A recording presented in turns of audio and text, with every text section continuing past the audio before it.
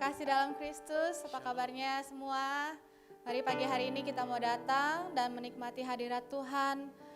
Kalau kesibukan kita mungkin minggu ini sudah memakan waktu kita dengan Tuhan,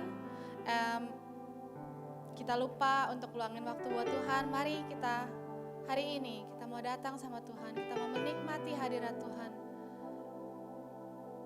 Kita mau menyembah Tuhan kita lebih dalam lagi dan lebih dalam lagi. Mari kita mau satukan hati dengan Tuhan. Wanna find rest in Him. Mari kita hari ini beristirahat dalam Tuhan. Kalau mungkin semingguan ini kita sudah terlalu sibuk dengan pekerjaan kita, dengan aktivitas kita, biar hari ini kita khususkan waktu buat Tuhan kita. Amin. Mari kita berdoa. Bapa dalam surga, kami ucap syukur Tuhan. Buat pagi hari ini Tuhan, kami masih boleh bangun lagi dalam keadaan sehat Tuhan. Terima kasih Tuhan buat kesehatan kami, buat keluarga kami Tuhan. Di Jakarta, di Indo maupun di sini Tuhan Yesus. Kami ucap syukur Tuhan Yesus. Kalau kami Tuhan masih diberi kesehatan Tuhan. Biar hari ini Tuhan kami mau fokuskan hati kami buat Engkau Tuhan. Kami mau tinggal tenang dalam hadirat-Mu Tuhan. Karena hanya dalam hadirat-Mu Tuhan, kami dapati Tuhan kedamaian. Hanya dalam hadirat-Mu Tuhan, ada sukacita dan pengharapan Tuhan. Terima kasih Tuhan. Terima kasih Tuhan. Biar hari ini Tuhan Yesus, semuanya hanya buat Engkau Tuhan. Waktu kami Tuhan, suara kami, pujian kami Tuhan, semua buat Engkau Tuhan.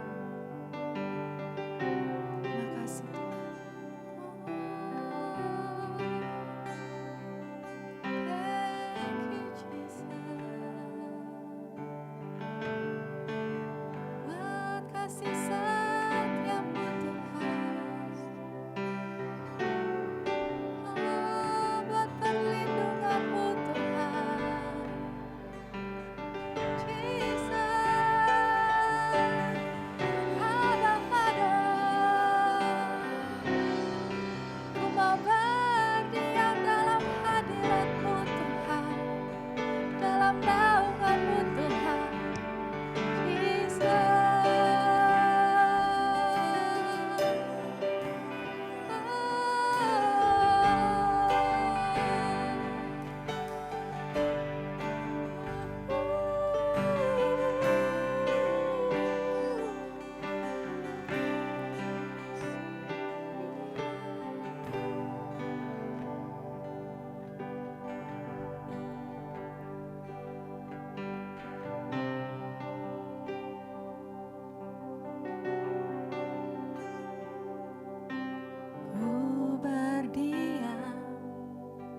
Dekat Bapa semakin indah, indah ku rasa. Aku dilayakkan untuk memuji Dia. Kudus, kuduslah Raja segala raja. Ku bernyanyi bagi Dia, korban terindah akan ku sembahkan. Pujianku naikkan, jiwaku bersorak. Aku diangkat semakin dekat dengan Bapa. Dalam hadirat-Nya ku rasa bahagia.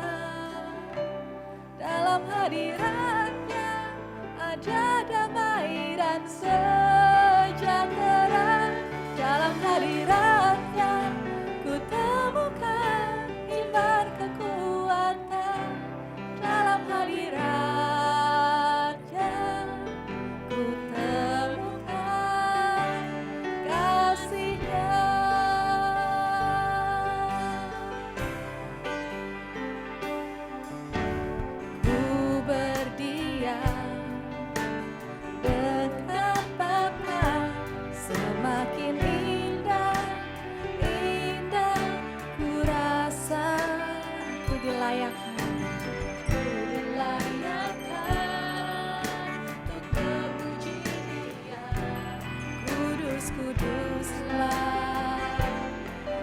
atas segala raja.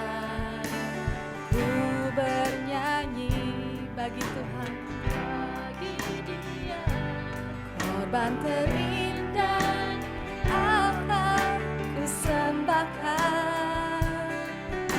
Pujianku naikkan, jiwaku bersorak, aku diangkat semakin dekat dengan Bapa.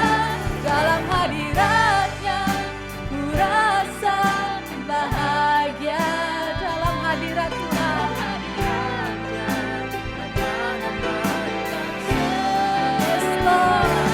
dalam hadiratnya ku temukan iman kekuatan. Dalam hadiratnya ku temukan kasih-Nya.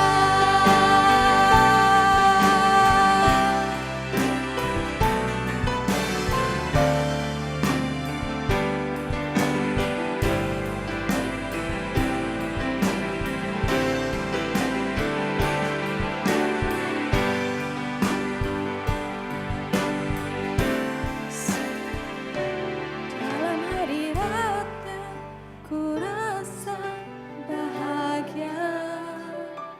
Dalam hadiratnya ada damai dan sejahtera. Dalam hadiratnya ku temukan iman kekuatan. Dalam hadiratnya ku temukan kasih-Nya.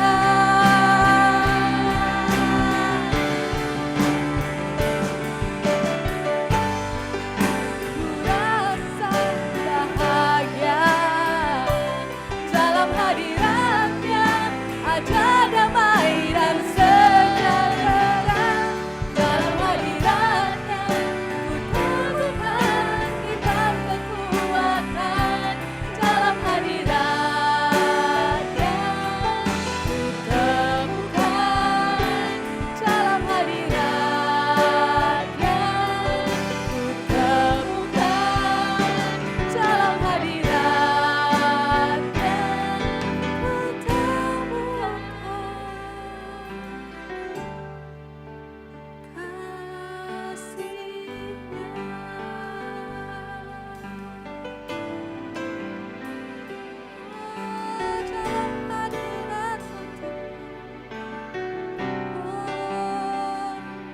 ada damai sejahtera, ada pengharapan,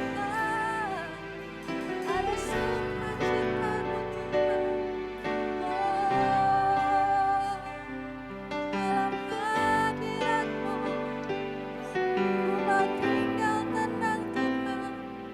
Dalam hadirat-Mu Tuhan ada pengharapan, ada kekuatan baru, ada pengharapan, ada sukacita Tuhan. Dalam hadirat-Mu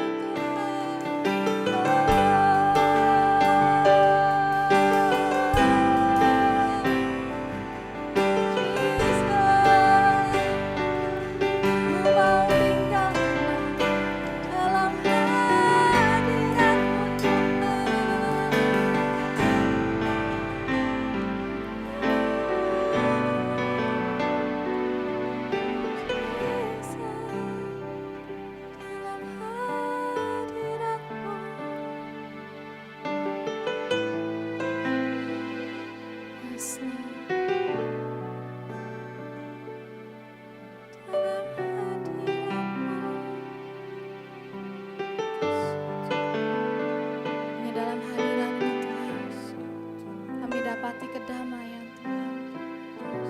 Dalam hadirat-Mu Tuhan, ada kekuatan baru Tuhan. Ada pengharapan Jesus.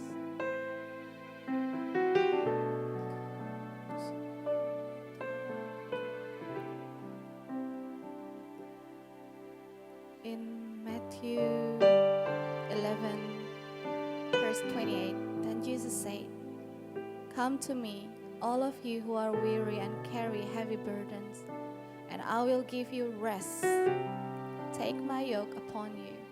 Let me teach you, because I am humble and gentle at heart, and you will find rest for your souls. For my yoke is easy to bear, and the burden I give you is light." Notice that Jesus said rest twice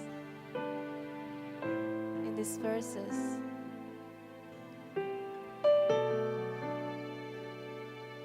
Yang aku dapatin hari-hari ini, tengah-tengah kesibukan kita, He wants us to rest in Him. Datang dalam hadirat Tuhan, menikmati hadirat Tuhan. Cuma duduk diam aja, tinggal dalam hadirat Tuhan, menikmati hadirat Tuhan. He wants us to rest in Him. Di tengah-tengah kekhawatiran kita akan masa depan kita mungkin, He wants to remind us that, hey, it's me, your God. Come to me, and I will give you rest. I will fight on your behalf, so don't worry. Come to me. I will fight on your behalf. Find rest in me. Find rest in me.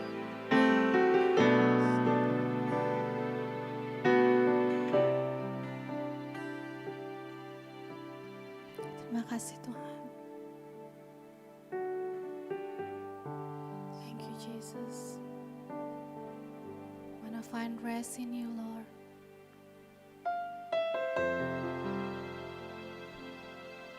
I want to come to you, Jesus. I want to sit still and know that you are God. You are the mighty God that always with us and will fight with us. Thank you.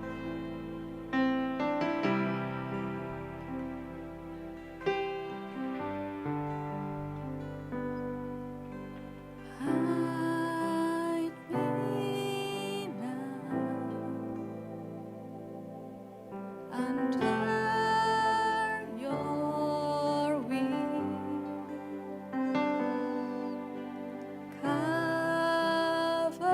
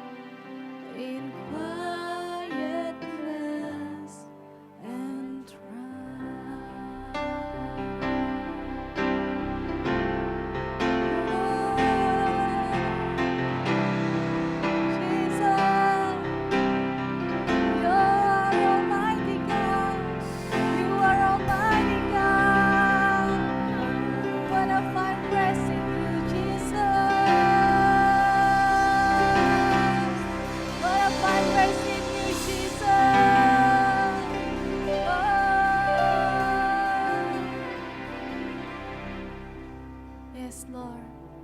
Terima kasih Tuhan. Ajar kami Tuhan untuk selalu rest in you, Lord. Berdiam dalam Kau Tuhan. Thank you, Jesus.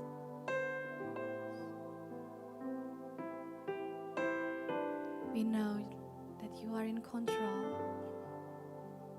You are in control. In everything, you are in control, Jesus. Terima kasih Tuhan Yesus. Terima kasih Bapa. Sebentar kami mau mendengar firman-Mu Tuhan. Biar Tuhan Kau bukakan setiap hati pikiran kami Tuhan. Untuk mendengar firman-Mu Tuhan. Biar Kau gemburkan tanah hati kami. Biar setiap firman Tuhan yang jatuh Tuhan. Boleh jatuh ke tanah yang gembur Tuhan. Dan bertumbuh Tuhan. Dalam hati kami Tuhan. Terima kasih Tuhan Yesus. Urapi Tuhan hamba-Mu yang berbicara Tuhan. Biar Tuhan lewat firman-Nya Tuhan. Kami semua dikuatkan Tuhan. Terima kasih Tuhan Yesus. Terima kasih Bapa. Sekali lagi Tuhan kami siap Tuhan. Untuk mendengar firman-Mu. Kami siap, kami buka hati dan pikiran kami Tuhan. Hanya buat Engkau Tuhan. Kami serahkan waktu ke depan ke dalam tangan-Mu. Biar hanya Roh-Mu Tuhan yang berbicara untuk setiap kami. Thank you Lord Jesus. Yang di dalam nama Tuhan Yesus Kristus. Kami berdoa, kami ucap syukur. Dan kami siap mendengar firman-Mu. Amen. Buat pagi yang baik dan indah ini, dan sebelum kita mendengar firman Tuhan, saya ingin mengucapkan Happy Father's Day sekali lagi ya buat semua bapak-bapak yang luar biasa yang ada di gereja di Place of Hope. Kita bersyukur ya bisa bertumbuh bersama-sama sebagai seorang ayah. It is a privilege dari Tuhan. Baik saudara-saudara, apakah suara saya bisa didengar dengan baik? Oke, good. Baik, hari ini kita akan belajar tentang satu kebenaran firman Tuhan, ya, khususnya kita ingin belajar tentang hati Bapa, ya, dan peranan seorang Bapa dalam kehidupan kita dan bagaimana kita bisa berperan sebagai seorang Bapa yang baik. Baik, hari ini saudaraku kita belajar tentang prinsip ini, ya. The Father's Rules, bagaimana kita bisa bertumbuh sebagai seorang bapak dan juga khususnya buat bapak-bapak yang sudah dipercayakan untuk memiliki anak, baik anak secara jasmani maupun anak juga secara rohani. Dan buat pria-pria yang masih belum dikaruniai anak, kita bisa menyiapkan supaya nanti pada saatnya Tuhan memberikan anak, mempercayakan anak, kita semua juga bisa menjadi bapa yang baik. Nah, hari ini saudara, role daripada bapa banyak sekali saudaraku yang neglect. Karena to be honest, untuk menjadi seorang ayah, kita saudaraku tidak pernah masuk sekolah. Ya, kita tidak pernah dipersiapkan menjadi seorang ayah. Ya, kita saudaraku tidak pernah ikutin yang namanya formal training. Tetapi saudaraku, untuk kita menjadi accountant, kita menjadi insinyur, engineers, menjadi IT spesialis, ya kita memasuki formal training.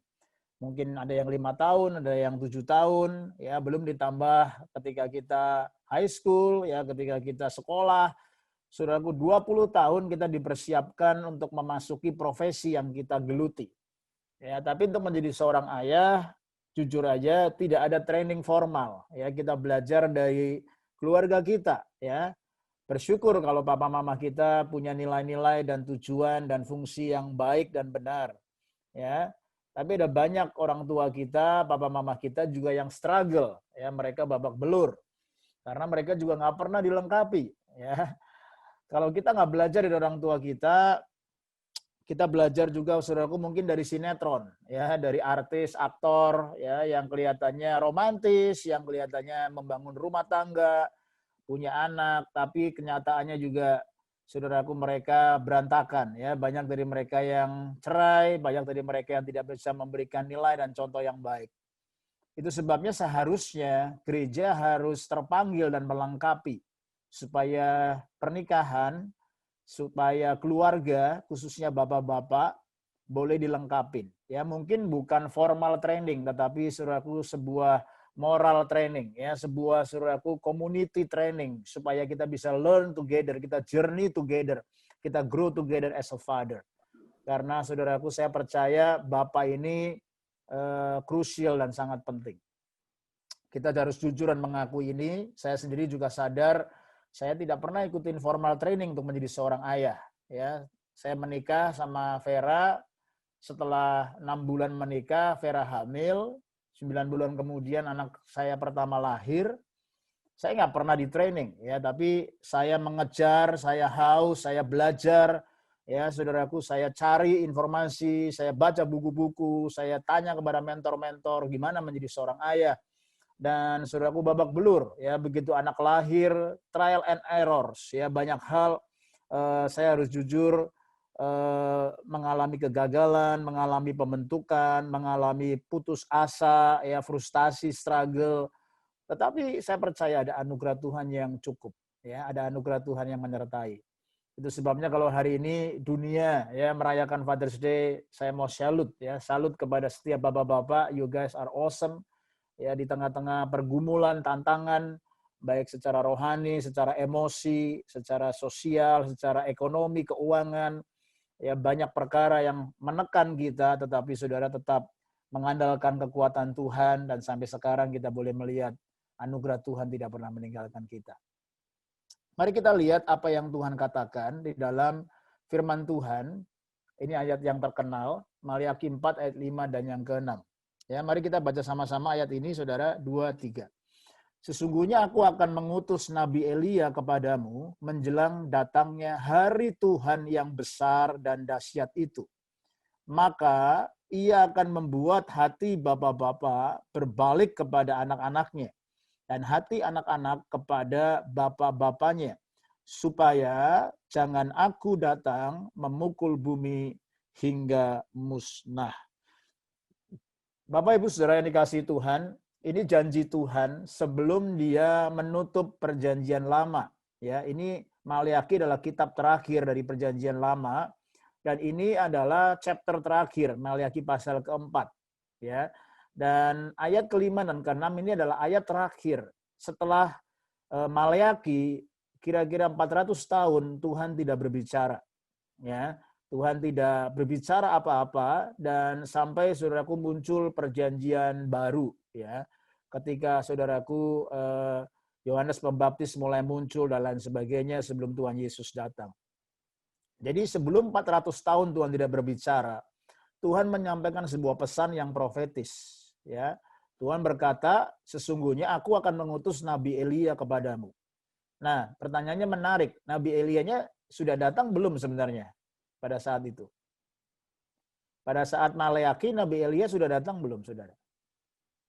Ya, kalau saudara mempelajari sejarah dan perjanjian lama, Nabi Elia itu datang, saudaraku, pada kisah raja-raja. Ya, ketika ada Raja Ahab, ketika ada raja yang lain, saudaraku, maka Tuhan sudah utus Nabi Elia. Jadi Nabi Elia itu kira-kira sudah ada di perjanjian lama di tengah-tengah. Ya, lalu Maleaki ini di akhir dari perjanjian lama. Sebenarnya sudah ada dan sudah datang. Ya, tapi yang dimaksud dari sini Tuhan berkata dia akan mengutus saudaraku the spirit of Elijah, ya. Ada roh Elia, ya, ada pengurapan Elia, ya, secara fisik Nabi Elia sudah datang, sudah mendahului. Tetapi rohnya, the spirit, the anointing of Elijah itu akan dirilis kembali menjelang datangnya hari Tuhan yang besar dan dahsyat. Apa itu? Ini bicara tentang akhir zaman.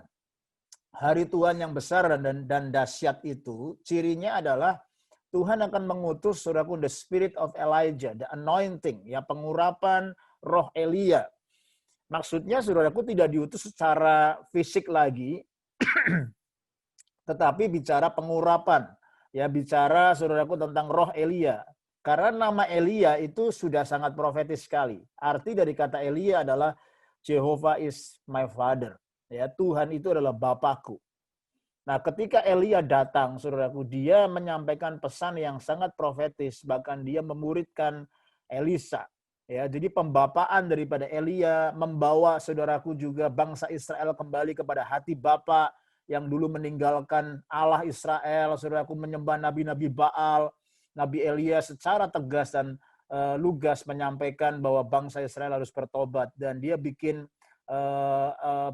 saudaraku pertandingan terbuka. Ya, dia mengundang api turun dari surga, dan pelayanan Elia bukan hanya dahsyat tetapi profetis. Ya, dia membawa kembali hati Bapa kepada umatnya, kepada orang Israel, dan orang Israel kembali kepada Bapaknya, yaitu mengenal Allah Israel, El Shaddai, satu-satunya. Nah, sebelum datangnya hari Tuhan, sebelum datangnya akhir zaman yang besar dan dahsyat itu, Tuhan berjanji dia akan utus pengurapan Elia datang kembali.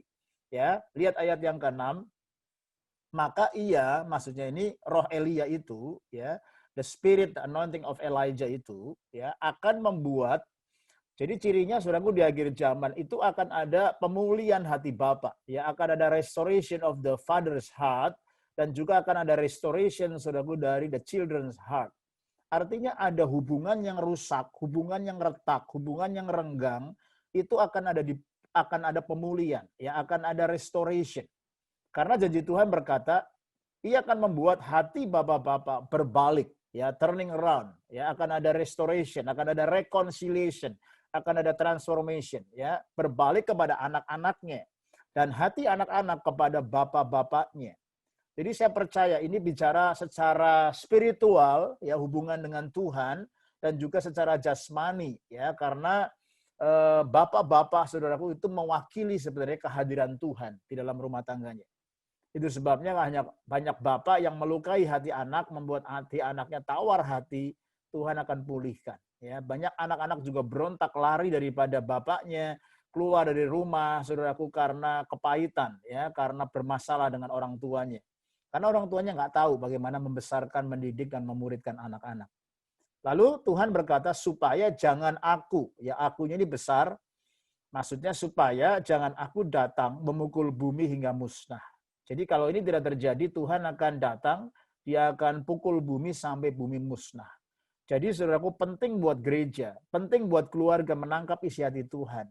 Sebelum datangnya hari Tuhan yang besar dan dahsyat, ya, kita perlu, saudaraku, membangun dan mengalami pemulihan dan menjadi bapa yang berfungsi, yang bertanggung jawab, yang menyenangkan hati Tuhan. Oke, kita lihat sekarang di perjanjian lama juga satu ayat yang bagus, ya. Kita lihat di dalam Mazmur 112 ayat yang pertama dan yang kedua.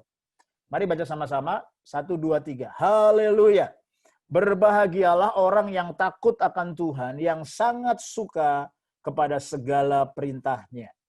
Anak cucunya akan apa? Perkasa di bumi. Ya, lalu apa? angkatan orang benar akan diberkati. Wah, ini luar biasa, saudara. Berapa banyak saudara mau anak saudara, cucu saudara akan perkasa di bumi ini?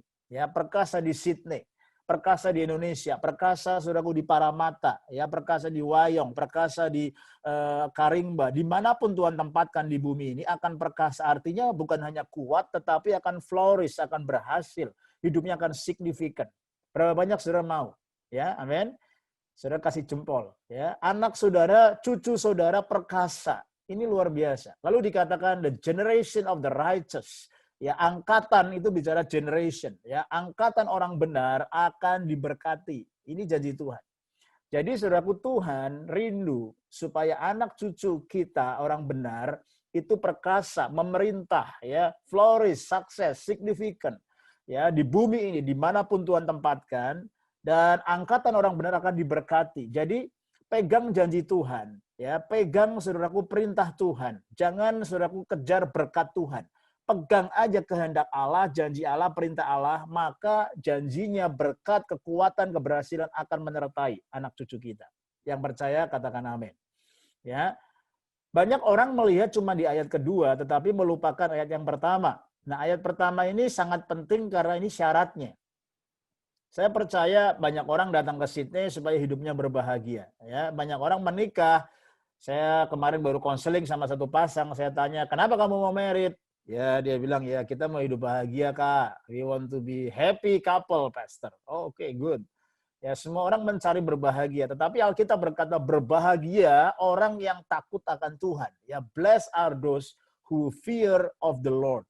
Jadi kata kuncinya, kita sebagai keluarga, ya, sebagai suami, sebagai istri, kita mau menjadi keluarga yang takut akan Tuhan. Bapak yang takut akan Tuhan, ya, istri yang takut akan Tuhan, anak-anak muda yang takut akan Tuhan. Yang di sini saudaraku cirinya dikatakan kalau takut akan Tuhan adalah yang sangat suka kepada segala perintahnya. Wah, ini luar biasa, saudara. Ya, jadi kalau Tuhan memerintahkan untuk mengasihi, mengampuni, memberi, melayani, menginjil, memuridkan, kita, saudaraku, sangat suka kepada segala perintahnya. Amin. Nah, banyak bapak tidak suka, ya, bahkan tidak sangat suka, ya, bahkan bukan kepada segala perintahnya, cuma sedikit perintahnya atau separuh perintahnya. Tetapi dia minta anak cucunya perkasa dan diberkati. Nah, itu sebabnya, saudara, kontradiksi. Itu sebabnya kita seringkali mencobai Tuhan dengan janjinya, padahal Tuhan mau melihat hati kita, kesungguhan hati kita. Apakah kita benar-benar takut akan Tuhan? Apakah benar-benar kita cinta akan Tuhan? Cinta akan perintahnya, bahkan segala perintahnya. Bukan hanya perintah yang enak, bukan hanya perintah yang menyenangkan telinga kita, tetapi segala perintahnya. Ketika Tuhan berkata, tunduklah kepada pemerintah, tunduklah kepada otoritas. Ketika Tuhan berkata, ampunilah musuhmu. Ketika Tuhan berkata, pergilah memberitakan Injil. Ketika Tuhan berkata, saudaraku, perintah-perintah yang kelihatannya berat, kelihatannya perintahnya nggak masuk akal, dan tidak sesuai dengan daging kita. Apakah kita suka, bahkan sangat suka kepada perintah-perintah Tuhan?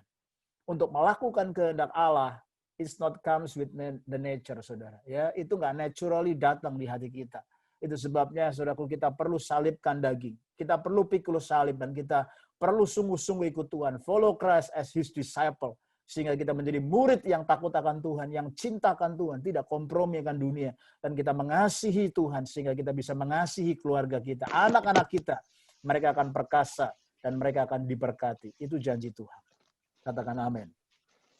Nah, saudara, kita melihat sekarang, saudara, apa dampaknya kalau kita mendidik anak-anak kita, ya, dengan jalan-jalan Tuhan dan ada involvement dari bapak-bapaknya.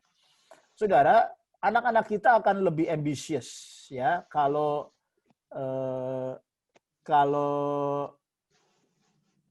ini tolong co-host bisa matikan, ada mic yang masih nyala. Kalau orang dunia berkata anak-anaknya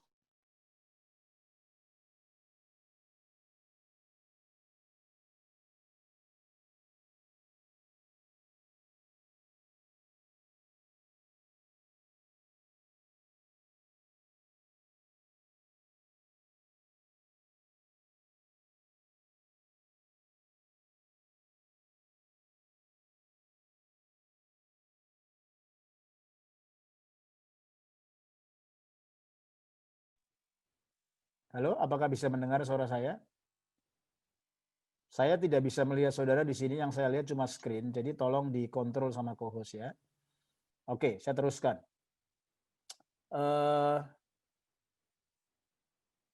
Hari-hari ini ada banyak peer pressure yang terjadi di sekitar kita. Ya, anak-anak kita juga mengalami peer pressure, ya, baik secara identity, baik secara saudaraku destiny of life, secara penampilan, secara keberhasilan dan lain sebagainya. Nah, banyak anak yang tanpa kehadiran orang tua dia akan menjadi mudah stres, ya, mudah kalah. Tetapi ketika bapaknya hadir, maka peer pressure bisa diatasi dengan lebih baik. Ya, orang-orang seperti ini akan lebih more kompeten, ya, akan lebih bisa saudaraku kompetensinya akan lebih baik, ya, akan self reliant, ya, dia bisa saudaraku memanage hidupnya dengan lebih baik, more self confident with adult males and females. Ini diambil dari Center of Successful Fathering. Jadi ada banyak hal yang lebih baik yang bisa dialami oleh anak-anak kita ketika ada involvement dari bapaknya, ya, bapaknya berfungsi dengan baik. Lalu saudaraku, ini juga research dari The Fatherhood Statistic. Without a father in child's life, ya, anak-anak kita, saudaraku, yang tanpa ayah itu akan mengalami sebuah situasi kondisi yang akan saudaraku tendensinya akan tidak baik. Bahkan dikatakan saudaraku dari riset, 1 di antara 4 anak itu tinggal di dalam keluarga yang tanpa ayah. Ya, mungkin sekarang akan bisa lebih. Ya, jadi banyak ayah yang cerai, banyak ayah yang kabur meninggalkan anaknya, ya, dan lain sebagainya. Maka anak-anak ini akan 32 kali, ya, more likely to run away. Ya, bayangin saudara. Anak-anak kita stres, anak-anak kita capek, kalau tidak ada ayah di rumah, maka dia akan cenderungnya akan lari kabur 32 kali lebih. Ya, lalu 5 kali saudaraku lebih banyak untuk commit suicide, ya, karena banyak peer pressure, dia nggak tahu identitasnya, dia nggak tahu masa depannya, cenderung 5 kali lebih suka untuk memilih untuk bunuh diri. Makanya kita lihat banyak anak-anak bahkan tinggal di Amerika, di Australia, di Eropa, bahkan di Jepang, ya, negara maju. Tetapi angka bunuh diri terutama di teenagers dan youth suicide itu tinggi sekali karena ternyata diselidiki absen daripada bapak, ya, fatherless. Lalu saudaraku, 9 kali lebih banyak cenderungnya untuk drop out daripada sekolah tinggi, ya, high school. Jadi orang-orang begini malas sekolah karena nggak punya motivasi, ya, dan cenderung drop out. 2,5 kali lebih likely to become a teen parent, ya. Jadi dia hamil di luar nikah, hamil masih muda, seks bebas, dan akhirnya menjadi teen parent. Ya, masih remaja tapi sudah punya anak. 37% more likely to abuse drugs. Bayangin saudara, ya, mereka terekspos dengan drugs, dengan kokain. Hari-hari ini saya melihat berita, saudaraku, mengerikan. Ya, ini drugs industry menerang anak-anak, bahkan bukan hanya high schoolers, tapi anak-anak primary schoolers juga. Twice as likely to live in poverty, twice as likely to commit a crime. Jadi saudaraku, kalau saudara lihat, saya pernah lihat di YouTube ada salah seorang officer polisi yang menjaga di sebuah penjara. Dia cerita, saudaraku, ketika dia di penjara, banyak ketemu orang yang commit crime, kriminal. Setelah ditanya di survei ternyata masalahnya sama karena absen figur bapak di rumahnya. Ya, mungkin bapaknya ada tapi nggak berfungsi. Itu sebabnya sebuah challenge buat kita semua. Nah, hari ini saudaraku saya ingin mengajak terutama bapak-bapak dan ibu-ibu untuk melihat ternyata dalam hidup kita ini ada banyak seasons, ada banyak musim, musim kehidupan, ya, yang kita perlu perhatikan. Nah, kita akan belajar saudaraku, every season counts, ya. Lihat, ini dari umur 0 sampai umur kira-kira 23 sampai 25 itu adalah foundation, ya. Foundation ini saudaraku nanti dibagi saudaraku, ya, ada beberapa hal saya akan jelaskan. Ini saudaraku peranan di rumah penting sekali, juga peranan di sekolah dan peranan peer atau teman-teman. Itu menjadi foundation sebelum saudaraku anak ini dirilis bertumbuh menjadi adult. Ya, mereka menikah, mereka bekerja, mereka dirilis ke dunia luar. Makanya foundation ini very very important. Lalu season yang berikutnya adalah success season, ya ini dari usia 25 sampai 35. Ya, cenderungnya orang sudah lulus ya lalu mulai bekerja meniti karir 25 sampai 35 ini sangat produktif. Ya, masa-masa produktif ya kayak contohnya ini beberapa teman-teman di sini ya Edward, Chris, ya Andre. Kalian sedang memasuki season sukses ya membangun karir ya dan melakukan banyak hal produktif sekali. Ya, dan memasuki usia di bawahnya ini 36 sampai 43 ya, ini adalah peak success season. Ya, orang-orang akan memasuki peak suksesnya itu umur 36 sampai 43 kira-kira. Ya. Ini masa-masa saudaraku produktif dan peak ya menuju kepada puncak. Nah, umur kira-kira 43 44 ini memasuki half time. Nah, saya sudah sharing sama beberapa leaders dan beberapa keluarga di Oikos saya waktu beberapa bulan lalu. Saya membaca buku Half Time karena saya sudah direkomendasi oleh mentor saya ketika saya di university. Lama nggak ketemu, lalu ketemu saudaraku di WhatsApp group ya. Dan saya cicat sama dia dan dia merekomendasi teman-teman yang ada di grup WA itu termasuk kepada saya untuk membaca buku Half Time ya. Dan ketika saya beli, saya baca sangat bagus sekali. Menceritakan saudaraku Bob Buford penulisnya, dia menganalogikan hidup ini seperti sebuah game, ya sebuah pertandingan, apa itu kayak soccer kayak apa ya, yang ada 2 set 1, set 2. Ya, set 1 itu dari umur 0 sampai kira-kira 40-an, ya 43, 44, 45, ya set 1. Lalu saudaraku orang yang bertanding grup 1 sama grup B misalnya AC Milan sama MU atau apa gitu ya. Kalah ya pasti akan review ya. Kalau yang berhasil juga akan review gimana supaya set kedua akan lebih baik lagi. Lalu ada break time-nya. Ya, break time-nya itu adalah diibaratkan dalam hidup kita ini half time, yaitu transition period. Ya, Bob Buford tidak menganalogikan secara pasti ya usianya, tetapi dia cuma menganalogikan set 1, set 2, ya half time pertama, first half time, sama second half time. Ya. Dan saya menyadari saya sekarang sudah usia 46, saya ada di half time period, ya transition, di mana saya merenung apa sih sebenarnya yang sudah saya kerjakan, ya apa sih sebenarnya pimpinan Tuhan dalam hidup saya, apakah saya sudah menggenapinya atau belum. Apakah saya walking in God's track, God's will, God's destiny in my life truly? Apa sih sebenarnya sukses buat hidup saya? Ya, saya mengembalakan, saya melayani, memuridkan, ya, lewatin keberhasilan, lewatin kegagalan, lewatin banyak perkara. Masa-masa half time ini Tuhan mau ajar saya untuk saya merenung, ya, reflection, contemplation. Ya, saya banyak silence, solitude, baca buku, merenung kembali. Usia 46 ini masa-masa half time, masa-masa saudaraku refleksi. Sampai kira-kira 47, 48, ya, ada yang cepat, ada yang lama, tergantung situasi dan kondisinya. Lalu kita transisi ke second half time, yaitu dari umur 48 selanjutnya, itu memasuki season yang namanya significant, saudara. Ya, daripada season significant ini, kita mau kalau seperti tadi diibaratkan orang lagi in the game, ya set kedua biasanya mau lebih baik, ya memperbaiki set yang pertama, ya kayak misalnya main bola, ya Piala Dunia gitu ya. Set kedua pasti coachnya ketika break, ketika half time, makanya pentinglah peranan seorang coach di sini, ya. Penting untuk kita refleksi. Iya, tadi kenapa kamu kalah di set 1? Ya, kenapa kamu menang? Ya, coba pertahankan begini. Kita susun strategi dalam reflection itu dalam half time sehingga masuk set kedua, the second half time, which is the significant. Kita tidak mengejar sukses lagi. Kita tidak mengejar kalau sukses ini lebih fokus kepada diri kita, ambisi kita, karir kita, keluarga kita. Tetapi significant ini lebih fokus kepada apa sih sebenarnya yang Tuhan mau. Ya, karena Bob Buford seorang hamba Tuhan dan dia seorang pebisnis di Amerika. Dia menulis pengalaman hidupnya menarik sekali, saudara. Dia orang kaya, ya, dia pemilik pebisnis yang banyak bisnisnya. Anaknya cuma 1 laki-laki.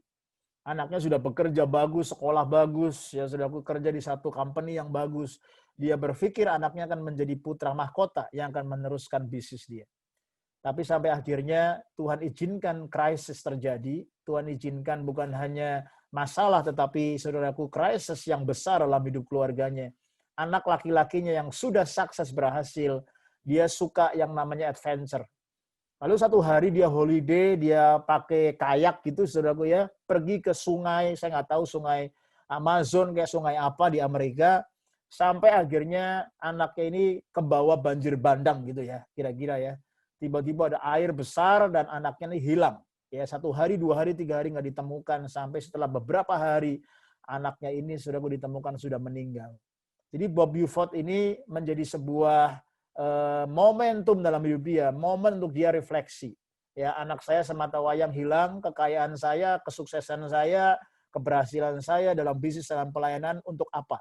Ya, apa yang saya cari sebenarnya? Nah, disitulah dia menemukan prinsip halftime ini, dan second halftime ini dia dedikasikan untuk memuridkan pendeta, untuk discipleship, the pastors, kaum marketplace, di businessman, CEO, dia membangun halftime institute, ya, coaching. Dan dia berkata, sisa hidup saya, paruh waktu saya yang kedua ini, second halftime saya ini untuk hidup yang signifikan. Bukan mengejar buat kemauan saya, tapi rencana Tuhan harus genap. Ya, ini bagus banget, saudara. Saya mendorong bapak-bapak yang sudah umur 46, 47, ya 48, seperti saya, ya teman-teman, baca buku itu dan kita journey together supaya our second halftime akan lebih baik, ya lebih meaningful. Lalu sampai umur 70 plus, nah ini bonus saudara ya. Alkitab berkata hidup manusia itu 70 tahun ya, selebihnya itu banyak kesusahan, kesulitan. Tapi kalau kita bisa sampai umur 80, ya itu semua bonus dan kita mempersiapkan yang namanya finishing well season ya.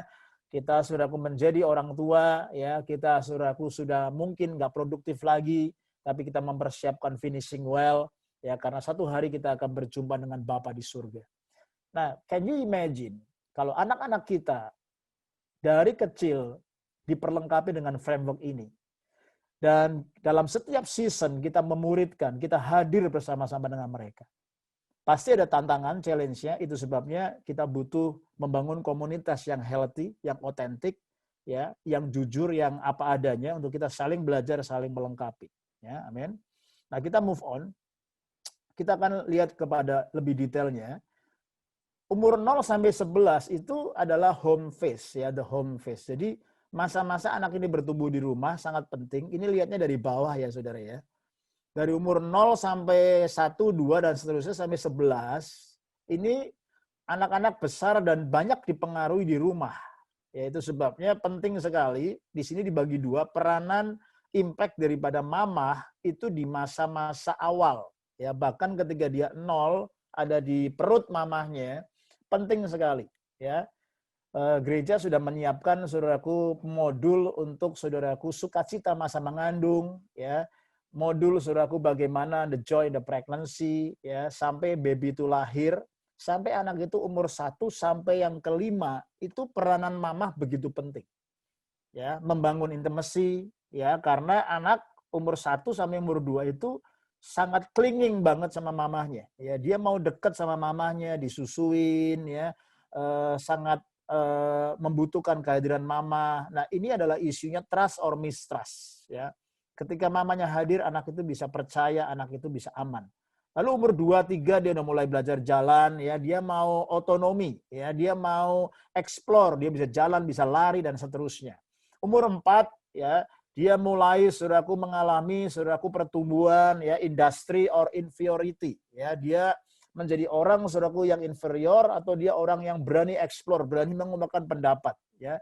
Umur kelima dia mulai saudaraku mengalami strength ya. Oh, saya bisa ini, saya kuat ini, saya bisa ini. Orang ini mulai masuk kindergarten dan lain sebagainya.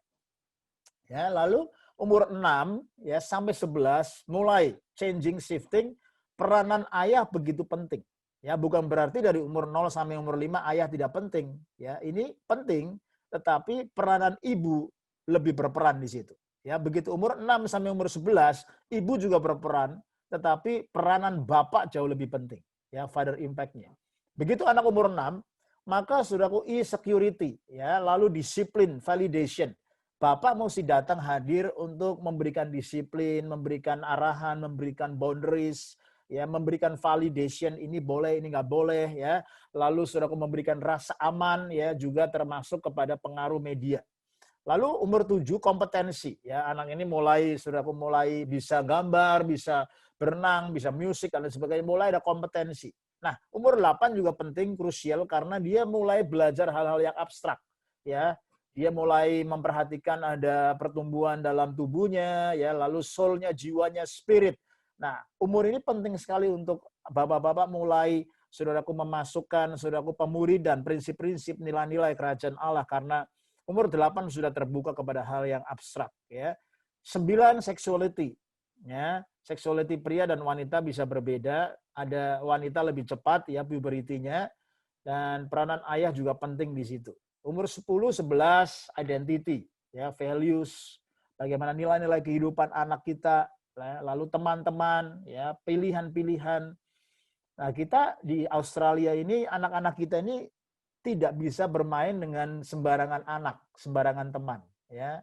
Saya pengalaman membesarkan anak saya 2, ketika teman sekolahnya, saudaraku begitu udah umur 10, 11 mau main, saya nggak kenal orang tuanya, saya nggak kenal background-nya, jadi sangat picky sekali, ya. Apalagi yang anak-anak baru lahir sekarang, ya, pergaulan anak-anak kita, saudaraku, kita perlu berhikmat, ya, ada banyak pilihan-pilihan, value-value yang tentunya saudaraku kita harus sepakati. Oke. Kita move on. Nah, mother's impact dari umur 0 sampai umur 6 ini, saudara, ya tadi saya sudah jelaskan, peranan ibu penting sekali untuk impart intimacy, ya, dan otonomi mulai dibangun dari usia 2 sampai 3 tahun. Lalu imagination dan exploration, ya, itu terbangun dari usia 4 sampai 5. Ya, anak-anak, saya ingat anak-anak sudah main-main dinosaurus, ya, main planet, bulan, ya, imajinasinya berjalan dengan luar biasa, ya, dia explore mau banyak hal, ya. Lalu saudaraku penting sekali untuk ibu menciptakan saudaraku emotionally secure environment, ya, supaya eksplorasi itu aman, ya, dan juga memberikan kebutuhan emosi kepada tumbuh kembang anak. Kita lihat first father impact dari umur 6 sampai yang ke-11 sekarang. Specifically affirm the child's ability, saudaraku, ya. Anak yang bisa gambar, anak yang suka nyanyi, ya, anak yang suka ngomong, ya, kita perlu affirm itu dan karakternya, ya. Itu kira-kira saudaraku umur 6 sampai 8, ya. Saya melihat anak saya yang pertama, saudaraku, dari kecil sudah suka ngomong, dari kecil confident, ya, leadership-nya sudah kelihatan. Saudaraku, ya, dan dia nggak takut ketemu teman pendeta, ketemu businessman, ketemu saudaraku tamu-tamu yang nginep di rumah, dari kecil nggak malu, dan kadang-kadang malu-maluin malah. Ya, dan saya affirm dia, saya muridkan dia dan saya arahkan dia untuk dia bisa lebih confident dan dia berjalan saudaraku dengan lebih tajam. Anak saya yang kedua beda lagi, ya. Dia saudaraku lebih pendiam, ya, tetapi saudaraku dia lebih suka saudaraku musik, dia lebih suka saudaraku main yang kinestetik, ya, dia pada waktu itu suka main soccer dan lain sebagainya. Jadi saudaraku, kita sebagai orang tua perlu hadir dan afirmasi apa yang menjadi tumbuh kembang dari anak-anak kita.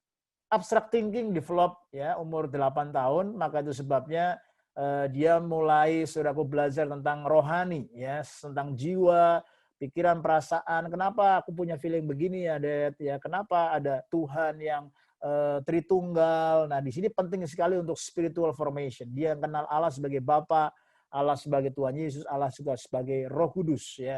Dia tahu saudaraku bahwa ada Roh Kudus yang berbicara, ya. Dan itu penting sekali untuk spiritual formation karena umur segini dia sudah mulai terbuka dengan abstract thinking. Lalu stability and guidance during the sexual development phase. Nah, ini kalau cewek pubertinya bisa lebih cepat, ya, kira-kira umur 9 sampai 11, ya. Saya ingat ketika anak saya perempuan pertama kali mengalami haid, ya. Dia lagi camp di sekolah. Habis pulang camp, dia nyamperin saya, dia peluk saya, lalu dia bilang, "Dad, I got my first period." Dan saya bilang, "Wow, papi happy, papi proud of you, you are big girl." Ya. Dan dia bisa cerita apa adanya, ya, aman, dan saya kasih dia afirmasi, saya kasih dia guidance, ya, karena ada banyak perubahan hormon, ya, kamu perlu punya nilai yang baik ketika ada boys datang naksir kamu dan lain sebagainya, ya. Anak saya yang cowok ya pubertinya mulai umur 10 sampai 13 ya, dengan dia mengalami perubahan hormon, mengalami tubuhnya sudah ada jakun ya, mulai mengalami perubahan, kumis mulai nongol ya, itu kita perlu untuk hadir di situ. Oke, lalu saudaraku berikutnya First Father Impact juga ya, ini identity begins crystallizing around 10 or 11 years ya, ini kayak umurnya Semi ya, umurnya siapa lagi, Jaden ya mungkin ya. Identity saudaraku ya, uniqueness, values, friends, choices ya. Ini saudaraku, Bapak mesti sering memuridkan, sering identify, afirmasi ya, supaya anak-anak kita tidak bingung, tetapi dia mulai saudaraku menemukan keunikan dia, bahwa dia berharga di mata Tuhan. Dia nggak perlu compare dirinya dengan orang lain, dia secure ya. Lalu nilai-nilai kerajaan Allah, nilai-nilai kehidupan yang kita percayai, kita bagiin. Ya, saya banyak share kepada anak-anak saya tentang kenapa Dedi melayani, ya kenapa Dedi konseling orang. Mereka tanya, kenapa Dedi mau kemana, kenapa Dedi pulang malam, kenapa Dedi sibuk, ya kan, kenapa Mami ini. Anak-anak seperti ini, saudaraku, banyak pertanyaan-tanya. Nah, kita mesti kasih value, nilai-nilai, ya, nilai-nilai kerajaan Allah, ya. Why do what I do, ya kan. Lalu friends, teman-temannya, kita jaga komunikasinya baik. Lalu dia mulai cerita, wah teman aku gini deh, teman aku gini. Nah, dari situ kita masuk ya. Lalu choices, ya, pilihan-pilihan dalam hidupnya. Clear mission is very important in this stage. Oke, begitu anak sudah umur 12 sampai 18, ternyata home phase-nya udah lewat nih. Ya, tadi yang 1 sampai 11 itu home phase, foundation-nya penting. Tapi begitu umur 12 ini masuk ke year 7 ya, kira-kira ya. Berarti ya, sudah junior high school. Itu lebih banyak saudaraku peer impact ya. Jadi community teman-teman di sekolah sangat menentukan tumbuh kembang anak. Nah, makanya kalau home phase-nya, foundation-nya nggak kuat, orang tua neglect, terlalu sibuk, atau bahkan tidak tahu skill-nya dan tidak hadir dalam setiap season, dalam setiap momen, maka harus banyak menebus waktu. Ya, menebus waktu itu penting sekali. Redeem the time. Karena begitu umur 12, 18, mereka di junior high school, ini peer impact ya, peer group initiation ya, orang sudah mulai study group, main olahraga bareng, hang out sama teman-teman. Itu umur 12. Lalu umur 13, rite of passage, ini menarik sekali. Kalau di tradisi orang Yahudi, anak umur 12 dan 13 itu ada namanya bar mitzvah dan bat mitzvah. Kalau anak laki-laki bar mitzvah, kalau anak perempuan bat mitzvah. Ya. Orang tua punya target sebelum anaknya umur 12-13, orang Yahudi, mereka mengajar kerohanian kepada anak-anak. Sehingga dipastikan anak-anak Yahudi yang tulen, sebelum umur 13, sebelum bar mitzvah atau bat mitzvah ini, rite of passage ini, orang tua meyakinkan bahwa anak-anaknya ini menghafal Taurat. Ya, dia bayangin saudaraku, dia tahu Taurat, dia menghafal Taurat saudara. Ya, kitab saudaraku dari Kejadian saudaraku ya, sampai Keluaran, Bilangan, Imamat saudaraku ya, itu saudaraku dia sampaikan terus-menerus kepada anak-anaknya. Jadi luar biasa. Nah, begitu umur 13 rite of passage ya, anak sudah dianggap saudaraku untuk saudaraku bisa mulai saudaraku bertumbuh secara dewasa ya, supaya dia bisa bergaul sama teman-temannya. Nah, ini penting sekali. Kita bukan orang Yahudi ya, tapi prinsip-prinsipnya ya kita bisa pakai itu karena kita juga Yahudi secara rohani. Ya, kita Israel secara rohani. Jadi secara prinsip kita bisa pakai itu.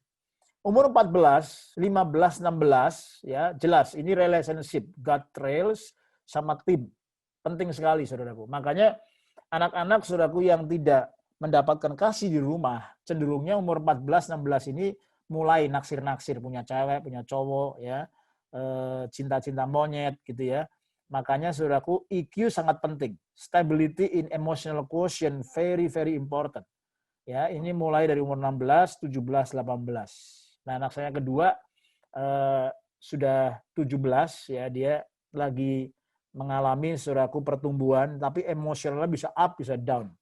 Saya bingung kadang-kadang, kok sikapnya bisa diem, kadang-kadang kunci kamar gitu ya, di rumah sendirian.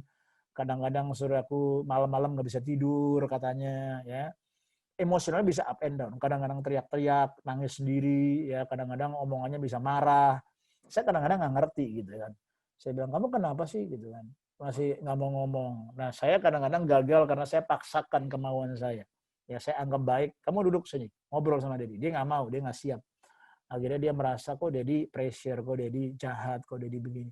Saya dengerin ya kan. Kadang-kadang saya mau challenge every word by word. Tetapi saya menyadari ternyata word by word-nya itu masih sangat dipengaruhi oleh hormon dan emosi dia. Jadi saya perlu dengarkan saja. Ya, setelah waktu baik baru saya address lagi isunya dan kita hadir, kita mendengarkan, kita engage saudaraku kepada kembali hadirat Tuhan dan nilai-nilai kerajaan Tuhan. Itu jauh lebih penting daripada kita mau menang sendiri dan memaksakan kemauan kita. Ya, lalu saya bersyukur leadership development bertumbuh ya, anak-anak saya melayani ya, mulai memimpin di youth group di gereja, juga di sekolah dia ya, dia dipilih saudaraku. Kalau Aletea terlibat banyak sejak di Redeemer, begitu masuk pindah ke James Rus, saudaraku dia baru 1 semester di James Rus ketika ada pemilihan saudaraku prefect, oleh anugerah Tuhan dia dipilih sebagai senior prefect, dan Jojo juga aktif di ICF ya sebagai leader di situ ya, di Kedet saudaraku dia juga aktif dalam kepemimpinan. Nah saudara, ketika anak saudara mulai 17-18, dorong dia untuk terlibat dalam teamwork ya, dorong dia untuk terlibat mengambil organization skill supaya dia bertumbuh ya. Tapi juga kita sebagai orang tua juga harus memberi role model, contoh bahwa Dedi juga mau bertumbuh sebagai leaders ya. Dan dia lihat kepemimpinan saya, dia lihat inisiatif saya, dia lihat saya bukan orang yang pasif. Dan ketika dia dipercayakan, anak-anak saya dipercayakan, dia senang saudaraku ketika dia melayani, dia senang ketika dia memimpin. Dan development ini akan membawa dia bertumbuh dengan lebih baik ya. Dan EQ-nya juga, emotional quotient-nya akan tumbuh kembangnya lebih baik. Oke, kita move on. Sekarang saudaraku, the second father impact years ya. Yang kedua, saudaraku, daripada impact daripada seorang ayah, ini umur 19 sampai 21. Nah, saya lagi alamin untuk anak saya yang pertama nih. Ya, anak saya yang pertama ini sudah umur 19 ya, seperti juga anaknya siapa? Yang 19. Ya mungkin masih Taya aja ya. Tapi mungkin Pak Hengki juga sudah ngalamin ya, anaknya umur 20 ya. Nah, ini penting sekali second father impact years. If the relationship has been well established, the child will come back for life wisdom. Nah, ini penting, saudara. Ya, saya ngalamin hari-hari ini anak-anak saya datang tanya wisdom, brainstorming ya. Kadang cenderung provoke ya, tapi kadang cenderung juga saudaraku challenge saya. Tapi juga saya lihat ada banyak hal, pertanyaan-pertanyaan yang sangat dalam dan bagus untuk kita diskusikan dan explore. Pertanyaan seperti that, what should I live for? Ya, saya mesti hidup seperti apa? Ya, teman-teman saya begini ya. Lalu saya mesti kerja apa? Saya dalam melayani mesti gimana ya? Dan lain sebagainya. That, what does the future hold? Ya, lagi pandemik begini. Menarik sekali, saudaraku. Pertanyaan-pertanyaan yang kadang-kadang kita nggak pikirkan, saudara. Ya, anak-anak kita ini punya pandangan-pandangan akan masa depan, ya. Dan that, how can I prepare myself to be a responsible adult? Ya, ngomongin gimana nanti kalau jadi istri, ya, gimana nanti kalau kerja, gimana kalau jadi leaders yang baik, ya. Dia ngalamin kondisi-kondisi yang kadang-kadang dia bikin susah, dia nangis, ya, dia bisa cerita, ya, mimpi-mimpi dia, pergumulan-pergumulan dia kita dengarkan, dan life wisdom kita perlu explore. Ya, saya bilang sama anak saya, many things Dedi juga gagal, many things juga Dedi lagi struggle, ya. Tapi Dedi appreciate kamu bisa cerita, ya. Dan saudaraku, di sini penting sekali untuk Bapak tuh kasih identity, kasih afirmasi, kasih support, ya, dan membawa anak di dalam journey sebagai murid Kristus, ya. Give them a rite of passage at 21st years, releasing them into adulthood. Ya, saya lagi menyiapkan ini, ya, nanti umur 21 anak saya yang gede, saya akan bikin rite of passage untuk benar-benar jadi itu jadi momen untuk saya releasing dia kepada adulthood, ya. Hari-hari ini dia masih banyak pergumulan, Ya, kadang dia mau nginep di rumah teman, dia mau pulang lebih dari jam 10. Saya bilang pokoknya maksimum jam 10 kamu pulang. Beberapa kali dia pulang setengah 11, saya kasih izin. Jam 11 dia pulang, pernah pulang jam setengah 12, pernah pulang jam setengah 1 malam. Saya begitu saudaraku dia pulang setengah 1 malam, saya sudah habis kesabaran saya. Saya marahin dia. Saya kasih dia grace demi grace, ya. Saya bilang, kamu abuse my grace, nggak bisa begini. Ya, tapi pada waktu saya marah, ternyata melukai hati dia. Dan beberapa hari lalu dia cerita kepada saya, I'm adult already, Dad. Ya kan? Kenapa aku nggak boleh pulang malam? Kan aku pulang malam karena aku serving temen aku anterin dia, aku gini, kayak gini. Well, saya bilang kamu punya banyak alasan, tapi papi mau jam 10 pulang jam 10. Tapi saudaraku pada waktu saya ngerenungin ternyata maybe sudah stage-nya dia juga gitu loh. Untuk saya bisa berdiskusi dengan baik sama dia. Dan saya lagi nyiapkan dia. Ya, saya jujur sama Tuhan ketika dalam refleksi saya, maybe I'm not ready. Maybe saya belum siap ketika anak saya sudah jadi remaja, bahkan pemuda dan adult. Ya, karena saya juga nggak ada yang ngajarin. Ya, saya belajar sendiri trial and error. Dan saya percaya, saudaraku, pembelajaran kita akan beneficial ketika kita sharing dan kita learning together. Ya, ketika anak saya umur 18 yang cewek, saya udah cerita ya dalam khotbah saya, dia ulang tahun 18, saya kasih dia cincin, ya, seperti apa sih, covenant ring.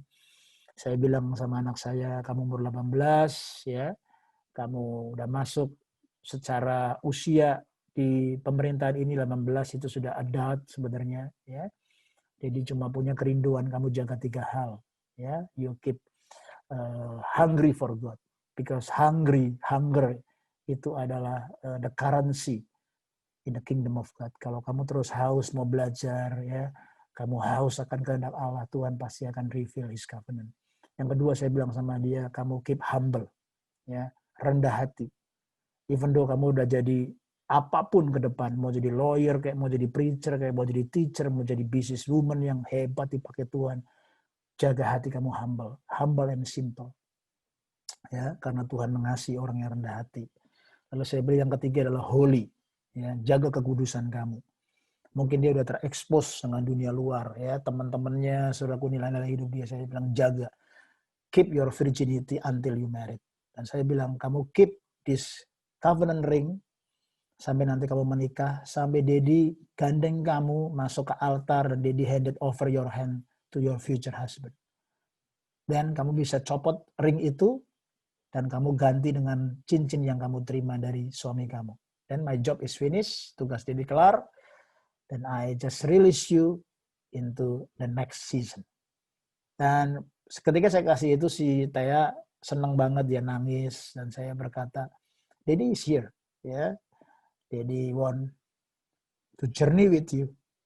Dan saya bilang, even though kamu gagal, it's okay. Ya, kamu datang kepada Daddy. Dan tiap kali kita ada konflik, tiap kali kita ada masalah, dia bisa refer kepada itu. I still remember that kamu bilang kepada saya untuk hungry, untuk humble, untuk holy.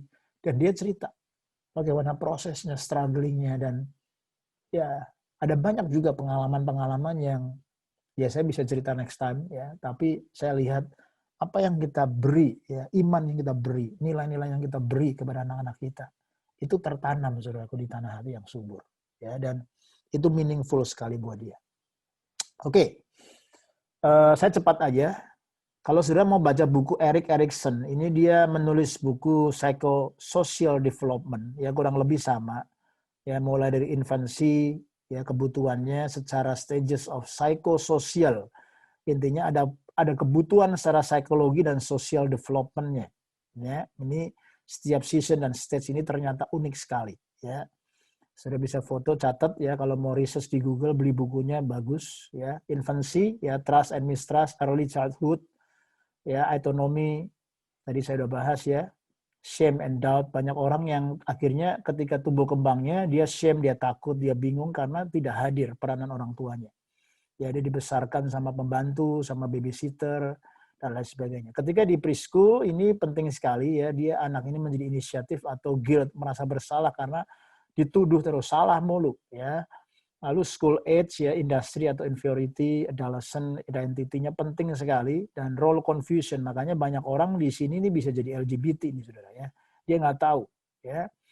Karena peranan orang tua dan society penting sekali. Lalu di young adulthood, intimacy atau isolation, ada orang yang mengisolasi diri, diem, ya karena ternyata ada background-nya dari keluarga sangat mempengaruhi. Dan middle adulthood, generativity dan stagnation, ya dia akan terus generate produktif atau dia stuck. Ya. Lalu maturity-nya adalah ego integrity, ya dia punya integration yang benar dan pulih dan dia jadi blessing buat other people, atau dia despair, dia menyesal dan dia hanya saudaraku bersungut-sungut. Oke. Nah, secara lebih detail ini ada edges-nya, konfliknya, important events-nya, outcome-nya, ya saudara bisa baca sendiri. Tapi saya belajar dari sini, ternyata setiap season dari pertumbuh kembangan anak, peranan ayah, peranan ibu begitu sangat penting dan tidak bisa dineglect. Nah, banyak orang tua yang ekstrim, ya terutama ayah, hanya mencari saudaraku uang, hanya mencari saudaraku physical need dari anaknya. Ternyata kalau saudara lihat dari sini, ya pertumbuh kembang psikososial dari tumbuh kembang seorang anak, itu saudaraku sangat dibutuhkan, itu adalah sisi emosionalnya, kejiwaannya, dan juga kerohaniannya. Karena rohani yang sehat akan membawa sebuah jiwa yang sehat.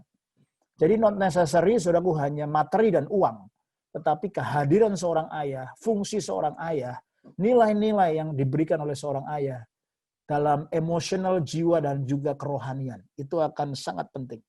Ini orang dunia aja sangat jujur dan saudaraku melihat kebutuhan-kebutuhannya, ya.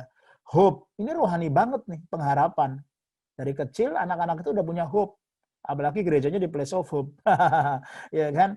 Lalu orang ini saudaraku begitu kecil, will-nya dia mau bosi menang sendiri atau belajar sepakat, belajar nunggu, belajar sabar, kemauannya nggak semua apa yang dia mau dikasih. Ya, lalu purpose, ini bukan masalah uang. Purpose ini bicara masalah are you fulfill God's purpose or not. Ya, kamu hidup untuk ego kamu, diri kamu sendiri, cita-cita kamu sendiri, atau untuk kingdom purpose. Ya, confident. Nah, lihat tuh. Dia punya confident nggak? Pede nggak? Pedenya ini kalau orang dunia ini karena apa? Karena dia hebat, karena kekuatannya, kecakapannya, kegantengannya. Atau kita kaitkan confident kita karena janji Tuhan. Ya, Tuhan berjanji, Tuhan baik, iman, dan lain sebagainya. Ini penting sekali. Fidelity, nah ini penting sekali nih saudara. Ya, love, nah ya dia merasakan kasih, care, nah sampai wisdom. So banyak hal secara nilai-nilai rohani ternyata orang-orang dunia juga sepakatin. Ya mereka mungkin nggak ngomong nilai-nilai rohani, tapi ini semuanya karakter. Ya semuanya bicara karakter. Orang yang berpengharapan, orang yang punya kehendak Allah, tujuan Allah, confident, ya, orang yang fidelity, orang yang berani, orang yang mengasihi, yang care, orang yang penuh dengan hikmat. Ya, ini semua karakter lahir daripada buah-buah roh. Ya. Nah, saya mau encourage saudaraku sharing sedikit ya dari buku yang namanya Sticky Faith. Ya, yang nulis adalah seorang dokter Kara Powell. Ya, kemarin waktu saya one on one dinner sama Bang Edi, saya udah sharing prinsip ini. Kara Powell ini bekerja di Fuller Youth Institute. Ya, kalau saudara tahu Fuller itu salah satu sekolah Alkitab yang the best in the world. Dan dia bekerja sebagai saudaraku dia seorang psikolog, seorang konselor, seorang hamba Tuhan. Ya, dan dia menuliskan prinsip dari survei penemuan dia Sticky Faith. Lalu dia menulis buku juga Sticky Faith Guide for Your Family. Menarik sekali, saudara. Saya ketika membaca buku ini secara garis besar dan saya mendengarkan prinsip-prinsipnya, saya sangat diteguhkan, saudara. Dia mensurvei, ya, Dr. Kara Powell ini mensurvei dan dia mengamati kenapa anak-anak yang dari kecilnya pergi ke Sunday School, ya, datang ke gereja, pergi saudaraku ke sekolah minggu, tetapi ketika saudaraku anak-anak masuk ke college, ya, high school, college, university, ditemukan sangat menarik. Kenapa banyak anak-anak saudaraku yang tidak lagi datang ke gereja? Kenapa banyak anak-anak second generation, bahkan saudaraku anak-anak muda yang lost their faith? Imannya nggak sticky, nggak nempel. Ya, seperti dia bilang post-it, nempelnya itu cuma sementara waktu. Kalau sudah tahu post-it ya, nempelnya cuma sedikit aja. Dicabut aja gampang banget hilangnya. Nah, Dia survei saudaraku secara nasional. Dan saya juga diteguhkan ketika saya ada gathering IDMC pastors, ya pastor-pastor gereja-gereja yang bergerak dalam pemuridan. Saya ketemu lalu ada seorang hamba Tuhan yang membagikan saudaraku survei dari sebuah mega church di Australia di Sydney ini. Ya, saya nggak usah sebut namanya, saudara pasti tahu.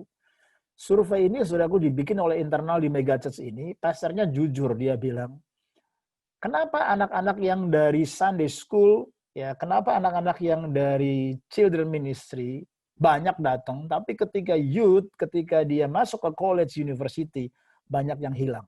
Banyak yang meninggalkan Tuhan. Kenapa? Menarik sekali, saudara. Ya, bahkan saya baca buku yang ditulis oleh Barna Research, yang ditulis oleh David Kinnaman, judulnya You Lost Me. Itu meneguhkan juga. Kalau saudara tahu di Indonesia ada sebuah research yang namanya Bilangan Research. Itu seperti Barna Research. Bilangan Research ini pemimpinnya saya kenal, beberapa kali saya ikut webinar mereka. Sama juga, penemuan di Indonesia, orang-orang saudaraku yang datang ke gereja ketika Sunday School, ketika mereka di high school, ketika mereka sekolah, mereka ke uni, beberapa dari mereka hilang. Mereka nggak bertahan ketika mereka remaja dan pemuda. Kenapa? Nah, Kara Powell ini mensurvei, menarik sekali. Hubungannya saudaraku, bukan saudaraku karena dunia luar sebenarnya. Kita bisa gampang sekali menyalahkan dunia luar. Tetapi saudaraku, korelasi yang paling penting adalah semuanya kembali di keluarga. Semuanya back to the family. Terutama Kara Powell menemukan prinsipnya, ketika orang tua hadir, ketika orang tua disciple anak-anak, ketika orang tua secara intentional dan otentik, wah kata-katanya menarik banget saudara. Ya, secara intentional, seperti yang sedang kita lakukan, intentional disciples, ya, kita menyiapkan waktu, kita intentional ya kepada anak-anak kita. Lalu kita otentik apa adanya kepada anak kita, membicarakan iman dari kecil. Maka anak-anak seperti itu yang tahu iman orang tuanya, yang lihat orang tuanya bergumul, yang lihat orang tuanya ngalamin jawaban doa, ya, mujizat Tuhan, pertolongan Tuhan, dan orang tuanya saudaraku cerita, saudaraku di rumah. Bukan hanya orang tuanya neglect lalu diserahkan ke gereja. Anak bisa datang ke gereja, anak bisa beraktivitas di gereja. Tapi saya harus jujur, tidak banyak gereja yang memuridkan. Gereja hanya cuma sekedar penitipan anak 1 jam, 2 jam. Bahkan saudara tahu ada gereja-gereja tertentu yang seperti Disneyland Christian, ya sangat hype, tapi belum tentu memuridkan dan belum tentu address the values, the emotional, the identity of the person, of the children. Maka itu sebabnya tanggung jawab pemuridan harus kembali kepada keluarga, kepada bapak khususnya, kepada mama, kepada bapak yang cerita iman, ya supaya iman itu saudaraku nempel, ya sticky faith, mulai anak-anak itu kecil sampai dia bertumbuh besar. Ya, begitu dia keluar pasti ada banyak challenge, tantangan, tapi orang-orang yang bertumbuh dari keluarga yang memuridkan anak dari kecil itu ternyata saudaraku akan long lasting. Tepat seperti yang Amsal berkata, didiklah anakmu sejak masa mudamu, maka pada masa tuanya dia tidak akan lari daripadanya. Kita nggak boleh memberikan saudaraku tanggung jawab pendidikan dan pemuridan anak hanya kepada guru sekolah minggu, gokis teacher, atau kepada pastor, atau kepada youth leader. Bukan. Itu saudaraku kembali kepada tanggung jawab orang tua. Di gereja, kita hanya menyiapkan saudaraku program yang memuridkan sebagai peneguhan, afirmasi, dan kita bekerja sama. Jadi gereja dan orang tua harus berkolaborasi. Gereja dan orang tua, gereja dan keluarga harus berkolaborasi bersama-sama melahirkan generasi yang Bapak rindukan. Nah, hari-hari ini ekstrim, saudaraku. Gereja juga nggak peduli akan pemuridan, yang penting bikin acara yang menarik, ya kan? Anak-anak dikasih junk food terus, dikasih loli terus, anak happy, tapi giginya rompok semua. Tubuhnya jadi gendut semua. Karena apa? Nggak sehat.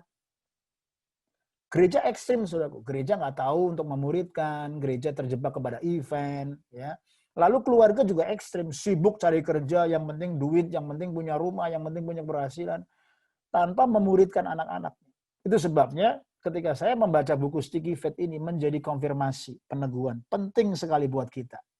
Ya, bapak-bapak, ibu-ibu, saya ambil momen ini untuk mengingatkan setiap kita, muridkan anak-anakmu. Ya, bapak-bapak hadir dalam hidup anak-anakmu. Saya rindu satu hari, satu kapan mungkin kita lagi diskusikan, kita akan apply materi ini ya supaya keluarga-keluarga second generation juga akan dilengkapi dengan lebih baik. Ya, amin. Yang setuju saudara bisa chat di box itu, ya.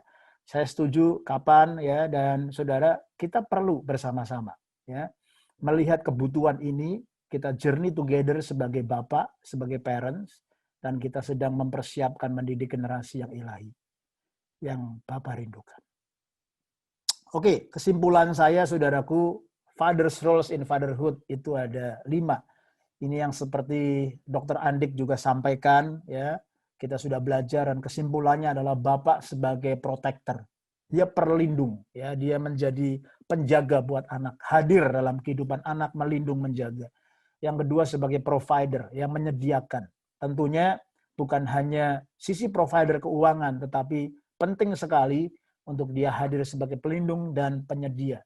Nah, biasanya orang-orang berhenti cuma sampai 2 hal ini. Ya, protector, provider, that's it. Orang dunia merayakan Bapak ya sebagai pelindung, penyedia, that's it. Tetapi Tuhan, saudaraku, mau untuk kita lebih dalam lagi, yaitu Bapak sebagai prophet, berfungsi, ya, fungsi as prophet. Apa artinya? Prophet itu menyuarakan suara Tuhan, ya, membawa Tuhan kepada keluarga kita, membawa Tuhan kepada anak-anak kita.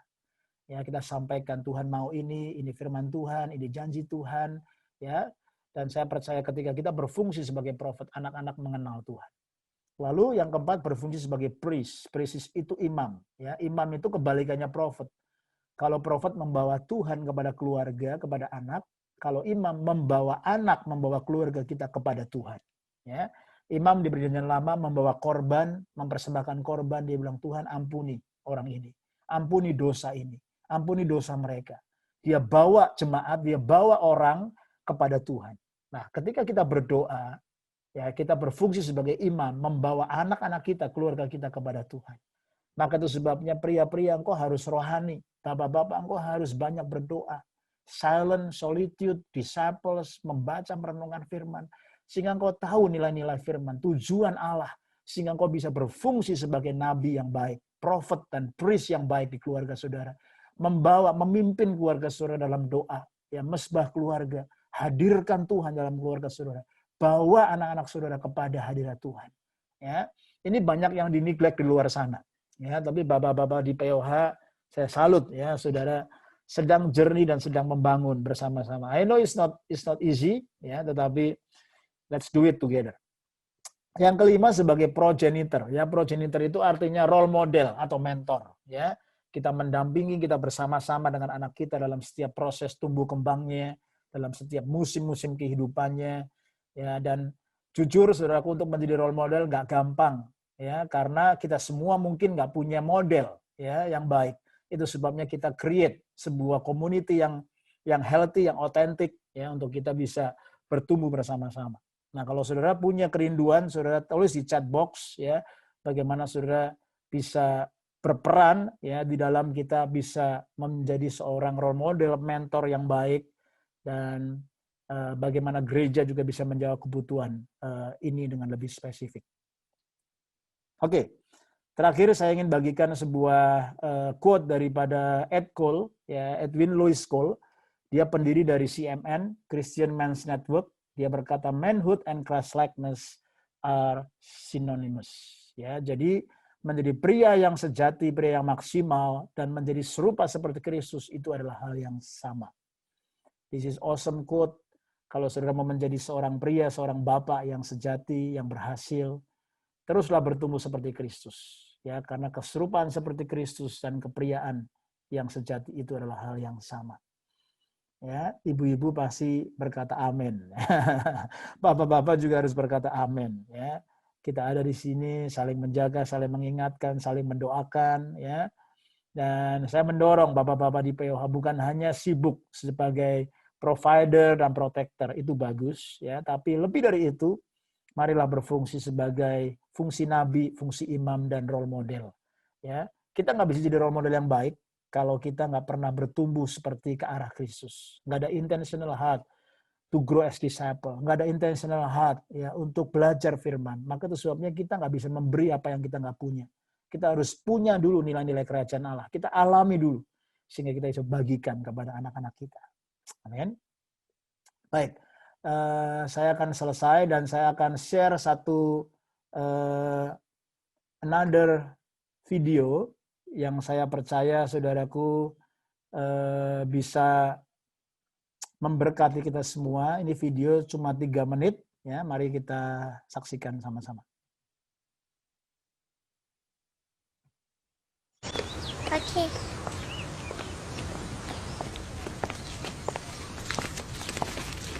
Daddy is the sweetest daddy in the world. Daddy is the most handsome, the smartest,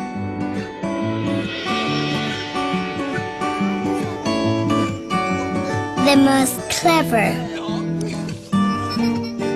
the kindest.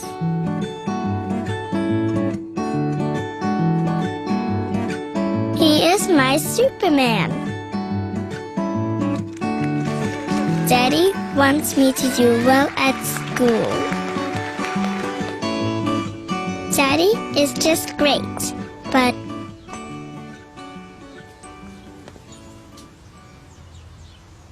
he lies.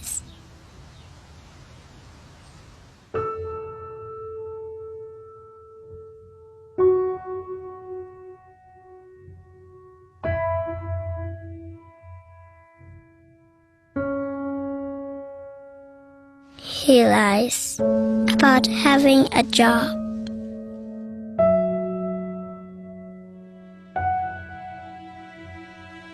He lies about having money.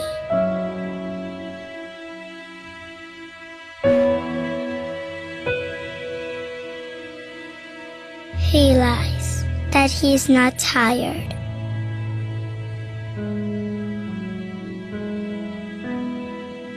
He lies that he's not hungry. He lies that we have everything.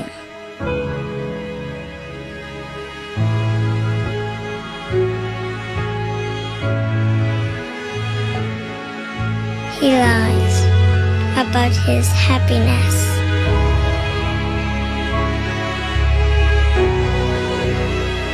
He lies because of me.